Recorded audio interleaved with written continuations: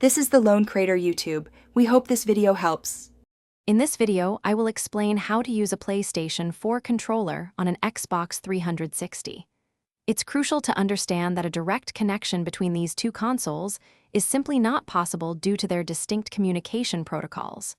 Therefore, the only viable method, especially without using a CronusMax, involves a specialized third-party adapter. These devices act as a translator, allowing your PlayStation 4 controller to communicate with your Xbox 360. We'll delve into what these alternative adapters are and how they facilitate this unique cross-platform connection. When seeking an alternative to the CronusMax, your focus should be on universal controller adapters built for cross-platform use.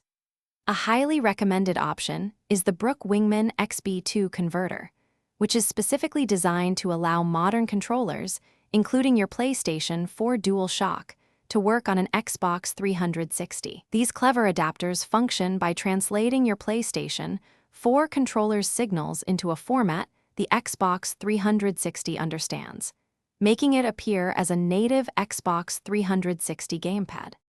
The setup process is generally straightforward, though it can vary slightly depending on your specific adapter. First, ensure your adapter, such as the Brook Wingman XB2, has its latest firmware installed for the best performance. Next, plug the adapter into an open USB port on your Xbox 360 console. You'll then need to follow the unique pairing instructions provided with your adapter, which typically involves connecting your PlayStation 4 controller to the adapter's USB port. Once connected, always perform a thorough test of all buttons, joysticks, and rumble features to ensure everything is working correctly. Before you dive into gaming, there are a few important points to keep in mind.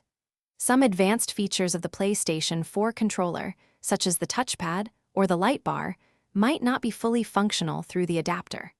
While modern adapters like the Wingman XB2 aim for lag-free performance, a minimal input delay is sometimes possible.